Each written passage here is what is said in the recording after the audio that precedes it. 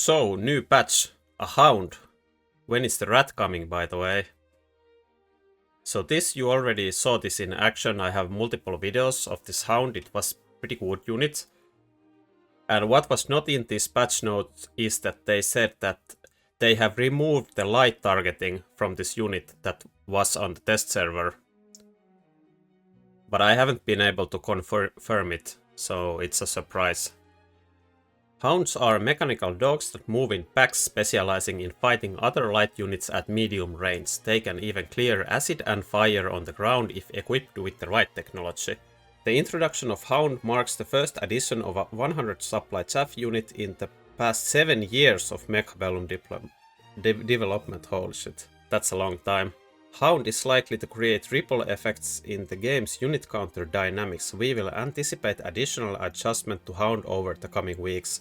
So my initial impression was that the Hound was very good against arc lights. And that's about all I could figure out. So we need to play it more. New tournament mode, 2 vs 2 tournament. So you will choose a partner and enter to the 2 vs 2 tournament. And they are held every Sunday with 16 players per group. So it's similar to the Wednesday tournament, I think. 4-player brawl changes. I don't play this mode, but I will read them out loud. Due to the expansion of the development team, we now have enough resources to develop more content for the 4-player brawl mode. The following changes are the first step in a series of adjustments for the 4-player brawl mode. Now in 4-player brawl, players can choose 2 reinforcements per round, 1 for equipment, unit modification or battlefield powers, and 1 for unit reinforcements. Holy shit, sounds actually pretty cool. Now destroying units belonging to the leading player will earn extra points and supplies. Okay, this so you are incentivized to attack the leading player. The boss units of round 3 and 6 will now start off from the center of the map. Boss units in round 7 to 10 were removed. Another inefficient recovery has been added to the research center. The redeployment originally in the R&D center is now usable by default. The goal of this adjustment is to provide players with more means of board transition in later rounds, increase build variety, and at the same time reduce the pressure of leading players created by boss units, while making it easier for other players to catch up. Okay. So now to the good stuff, the balance adjustments. So they removed the unlock cost of all the small units. Sledgehammer to 0, Steelball, Stormcaller, Tarantula, Mustang, Sabertooth as well. And Wraith and Scorpion from 100 to 50. And Phoenix and Wasp remain the same. The unlocking cost of all units that can appear at the beginning of the game has been adjusted to 0, which will greatly increase strategy varieties of the early rounds. These changes will likely bring big challenges to the balance of the game. We don't know the exact impact of these changes on the balance yet, but we will likely continue to make balance adjustment in the coming weeks. Yeah, this is a huge change. Like it destroys one core part of the game. I don't know if it's good or bad. Like, the good thing is that maybe it balances out more of the starting units and you see more variety early game. But at the same time, I think the game now is too fast paced, like it ends too early. And this is actually a big increase in economy. So the games will end even earlier with this adjustment. And I think some of the units are pretty broken with this small unlock cost change, like Wraith and Scorpion, both could be really good. Let's see. And I think it's very beneficial to now build units that are great without any technologies. For example, 1 steel ball to kill the enemy tower on the other side of the map if he's playing one-sided. sledgehammers to pull enemy units to corners, while something like a Mustang is not that greatly affected because you always need range for it. Very, I expect very big changes to come from this. I think it's nice that they are shaking up things. So the fortress is getting nerfed again. It's getting nerfed every patch. So the production quantity for every batch decreased from 12 to 10, and the production interval increased from 30 to 32 seconds. So it's talking about Fang production. And it is the best technology on the fortress for sure. And I've been building fortresses for the past 2 years, every patch, only fortress. But I guess now other people have caught on also, because I've been hearing a lot of complaints about the fortress, that it's imbalanced. And it is probably too strong, or it is too strong, mainly because of the starting units, because it's pretty good against, or very good against spiders. And it outscales saber-tooths. So it was in a good place, this meta. But I do think players don't know how to play against the fort. Like, fort is a unit that will win the late game every time, because it's so... It does everything. Like, you can build 3 fortresses, so it has a much higher effect than building like 3 saber-tooths in the late game, because of the barrier and Fang Summon technology. But the key to defeating fortresses is just tempo them out. It's a huge risk to build the fortresses in the mid game. You usually lose 1 or 2 rounds before they start get going. And they are increasing Vulcan attack by 2%. Vulcan has a lower win rate compared to other giants. By increasing Vulcan's attack, we hope to provide players with more options to fight against light units. Yeah, I feel like the starting packs are way too good against Vulcan. I've been only using Vulcan against like sledgehammers. So has not been a good unit. Or the double fire Vulcan has been pretty good if enemy overcommits into Mustangs and or you go heavy air or something like that. But it's mainly good with oil. Like, oil makes Vulcan good. Rhino attack increased by 8%. Unlike most other ground units that cost 200 supplies, Rhino still has an unlock cost of 50 supplies. We hope to slightly improve Rhino's situation through a small attack increase. Yeah, I don't know. I think Rhino in general has been pretty weak unit, but I also think that the armor technology is completely broken on it sometimes. When you get the Rhino in the right unit drop round and go armor, it's just super strong. And also the high level Rhino from the unit drops is completely imbalanced, I think. Overlord. The HP of Overlord's missiles has been increased by 10%, so they are harder to interrupt. Okay. I think Overlord has been a lot worse than in the past, but it is still pretty good.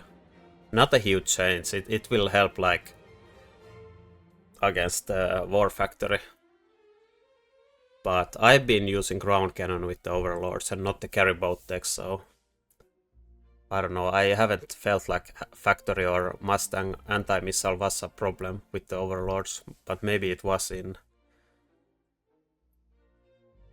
different kind of playstyles. And the Hacker is getting like huge nerf. The price of barrier has been increased from 300 to 400, and the HP of the shield has been decreased from 20k per level to 16k per level. So I think Hacker has been pretty good for me this patch, because it's good against tarantulas, And steel ball starts are really good, and people build sledgehammers against steel balls to brick them. And the hacker is very strong against like mass sledges or mass medium units in general. But at the same time, fort has been seen a lot of play in the game, and hacker is pretty terrible against the fortress. So I don't feel it deserves a nerf this high. But maybe it is warranted. It's a like huge nerf. You have to be very careful when you build the hacker now. Like barrier is, you always need barrier and range on the hackers. A big nerf. Rate. The price of degeneration beam has dropped from 250 to 200. So I think the rate could be a really good unit now, because the unlock cost is now 50. And the degen beam costs 200, so I would imagine the mass-produced raid card is especially to be very good. Like, at the same time that they are doing this, in the last patch they made the Overlord more expensive, so Photon is now harder to get. Unless you get like a Farseer drop, which completely counters the raid either way. But yeah, I think I haven't used this deck in a long time. I put armor and field maintenance on my raid. Haven't used this, but I think now I will put it back on. Seems to be pretty great at 200. It's so strong against some boards. Tarantula. The experience required for rank up has been increased by 23%. Attack decreased from 550 to 3% decrease. In the last patch, Tarantula were quite strong, especially those that reached level 2 or above early on, and they even performed pretty well against high HP enemies.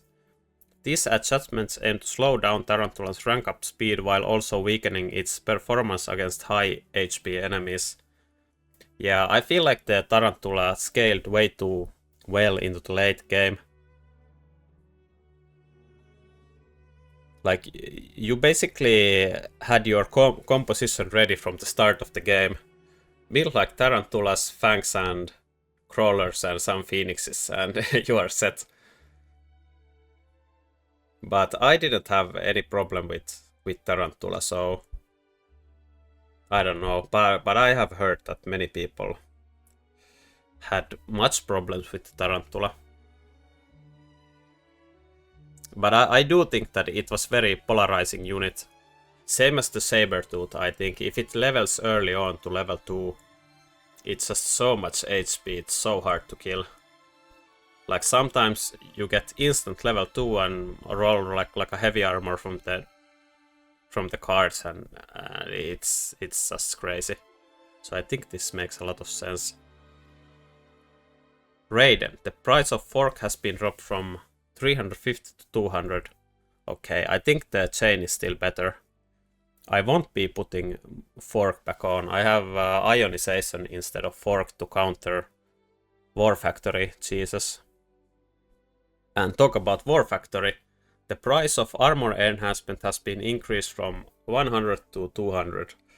So the biggest use case of War Factory is just to use it as a cheese unit. When the enemy doesn't have enough damage in the late game, like you build, for example, lots of light units, like maybe Wasp or something that the enemy doesn't require high damage to kill, and then you slam a War Factor with armor enhancement or both armor enhancement and photon, and maybe the factory is level 2 elite recruited, and then you just win the game on one round. So this aims to combat that. Phantom Ray. Stealth Cloak now will not dodge bullets fired by enemies before Phantom Ray becomes invisible. Okay, so there was a bug in the game that when like a marksman shot a Phantom Ray and at the same time it cloaked again, it didn't do any damage, so they fixed that. Initial starting specialist HP. Steel Ball and Arclight opening HP bonus decrease from 400 to 100. Tarantula and Fang openings HP bonus decrease from 200 to 0. Okay, yeah, I understand this. Steel Ball and Arclight has been really strong for me, and I can see Tarantula and Fang being really good as well. And I actually heard Chemp complain that Steel Ball Fang has too much health, but I think it's just a garbage unit pack. But it's pretty flexible, like you have more HP, you can sell the balls and transition into something else. But they didn't change that. Then the variants. Mass-produced Fortress attack and HP reduction increased from 30 to 40. Yeah, I see this. This is a very strong card. I almost always picked it. And started building fortresses. I think this will make a big difference because usually you need to sell some units to go the forts early. Then you lose tempo. Then the enemy has like a 1 level 2 Phoenix and now it kills the fortress faster. And you will lose a lot of health while you are trying to set it up. The mass fort play makes a lot of sense. It was a pretty strong card. I don't know if it was overpowered card, because just going like a fortress in general is pretty good. You don't need mass-produced forts on it. But I can see this being a good idea. Improved Tarantula no longer increases its attack and now increases movement speed by 3 instead of 5. Yeah, I felt like this improved Tarantula card buffed the Tarantulas way too much. The problem with this card though is that it's pretty bad if you take it too late. So I think maybe like round 2 or round 3, maybe sometimes round 4 it was good. But yeah, it's very strong card.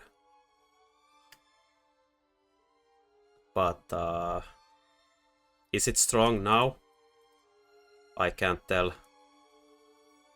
I personally probably wouldn't pick it, but I might be wrong. Extended range Phantom Ray now increases range by 30 instead of 20. So I think this is pretty bad. Like, you don't ever pick this. Like, however much they buff this. The Phantom Ray is a tanky air unit. You want to use it as a tank.